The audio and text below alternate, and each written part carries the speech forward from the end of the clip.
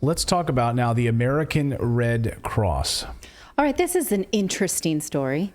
By interesting, I'm going to let you fill in the blanks. The American Red Cross will now let donors self-declare their sex for blood donations.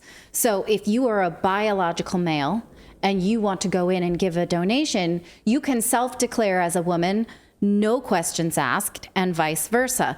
Now, why is a big question, and we're going to try and get to the bottom of this. Here is the American Red Cross website explaining this policy, saying, we understand that there's a difference between biological sex and gender. The FDA has this guidance document, which we'll talk about in a second, that says, in the context of the donor history questionnaire, the FDA recommends that male or female gender be taken to self-identified and self-reported, meaning no need for your medical history, what chromosomes you have.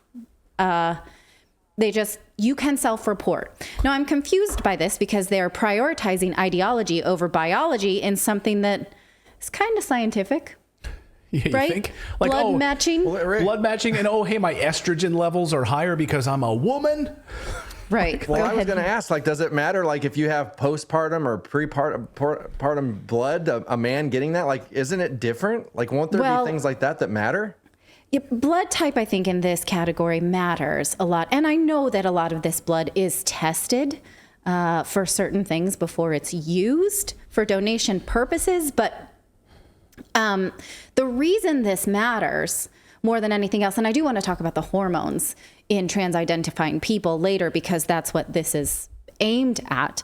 But at first blush, the Red Cross is saying that right now the policy is that they do not accept blood from male homosexuals unless they have abstained from male-to-male sex for 3 months, at least 3 months. And this has long been their policy based on guidance from the FDA. And the reason being is that the FDA currently identifies that there are 2 risk factors for HIV infection. They are 1, having sex with someone who is HIV positive, and 2, male-to-male sexual encounters. This is based on just, the identified risk factors, the current data available. Now, some have considered this homophobic for a long time, but the FDA is saying this calculation remains. We can't deny that these 2 things exist as risk factors.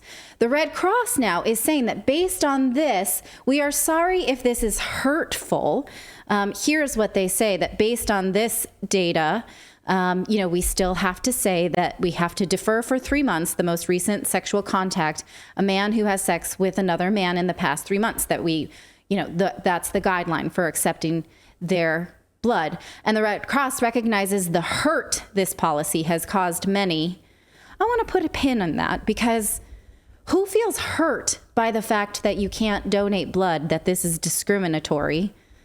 And this idea of hurt as a physiological construct, that it's hurting me and it's causing me some kind of distress that I, as a human being, cannot supersede. I'm not strong enough to overcome this pain of not being able to give blood because of certain risk factors of disease. Right. I'm reading a book That's right now getting pissed called... off if they're like, you're allergic to penicillin, so you don't tell me to take penicillin because that hurts my feelings because I'm allergic to it. Possibly, yeah. These are risk factors, and this is what we identify as a risk factor. And should that hurt your feelings that this is a risk factor? I'm reading a book right now called The Coddling of the American Mind. And it talks about how since the 80s, we've expanded these terms that used to refer to bodily pain, like trauma and pain, to psychological things. And that is making us more and more unable to handle situations in life that we as humans should be able to handle. So by saying, I'm sorry you're a gay man, and that this is an identified risk factor for HIV, so I won't be able to accept your blood donation. And I'm sorry that this is so hurtful, and you may not get over this. Right. and you're too fragile to, deal with the psychological pain of not being able to give blood in Like this you're time. going to go, I went to try to give blood today and I'm so hurt that there is science to back up why they won't take my blood. I mean, wouldn't you hope that your homosexual friend would be a lot more emotionally resilient than that? Yeah, that's a good point. But what about if you're presenting as a male and you had sex with a person presenting as a male? Is that the same thing? Yes, you are right. Exactly why this is a problem. Because now they are saying that we cannot accept male homosexuals who are sexually active. We cannot accept their blood. But if you come in and you tell me you're a woman, I can accept your blood. They are basically encouraging you to change gender in order to get around the rules that they cannot change based on the risk factor. This is like this is like the men in Scotland who are like, yeah, I killed that person. I don't want to go to the all-male prison or I'll be destroyed. I'm going to go to the female prison. So I'm switching my gender today. I'm now a woman. Yes. In other words, we have to screen out homosexuals. But if you're not a male, no questions asked. Official policy. Here is the section on their website about transgender donors saying, yes, in this context, this is the FDA guidance. This change now allows blood donors to register with the gender in which they identify. The Red Cross will no longer ask donors to answer both male and female questions when attempting to donate. There is no deferral associated with being transgender, and eligibility will be based upon the criteria with the gender the donor has reported, which is interesting because there are certain biological markers that you have to meet when you donate. So if I go in and I say I'm a woman, then I have to be under a certain height, weight, BMI, that kind of thing, right? I guess that goes out the window because if I tell you I'm a man, then I don't have to meet that criteria. So they're also lifting this safety parameter.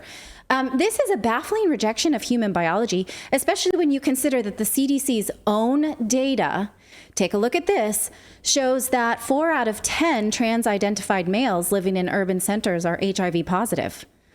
So they're saying, I guess, I don't know, like so many questions, right? Are they now? They're no longer, concerned about HIV blood. What are your rights as a blood recipient? Why would someone who is altering their biology so aggressively with hormones and then want to donate blood? Is there a concern about that? So all of these questions, right? Go ahead, David. What is your question? Well, I was just going to say you're basically opening up the ability for trans people to go after TERFs with their blood. You know what? I got this, but now that I don't have to do this, I'm going to go donate my blood and hope TERFs get it. Well, they are supposed to screen. That's why you give so much, is because I think almost half of it is screened for disease. But at the same time, and also vaccines. Is that going to be? Well, Red Cross already had their issues, and that's what I was going to say. But I'm kind of being careful here. But Red Cross had their controversy about that. They're like, we're not looking at the difference between, hey, did you get a vaccine or not? Blood is blood to them. But to other people, it might not be. And now we know, of course, the problems with that. So Red Cross is like, well, we're not sifting through that. You got a vaccine or you didn't. It really doesn't matter to us. We'll take your blood. Now, ideologically speaking, I do think that lesbian and gay people and binary and bisexual people want a divorce from the trans community. These two groups are not ideologically aligned. So I don't think that a true male homosexual would say, oh, I'm going to get around these rules by just saying I'm a trans person so that I can donate. So this does very much seem, well, one, like they are encouraging male homosexuals to do this, and two, like it is just another sort of woke written rule in order to show that they are supportive of trans rights. And I find it very confusing and concerning, especially because this is a medical and scientific process, and medicine and science should matter Thank you so much for watching this segment here at Redacted. We are live every day at 4 p.m. Eastern Time, trying to share the stories that the mainstream media will not cover. You should also come over and join our community of Redacted Rebels over at redacted.inc. That's our private locals community where we can share exclusive content that we simply cannot share here on YouTube. Come over and join the rebellion together right now by going to redacted.inc. We'll see you next time.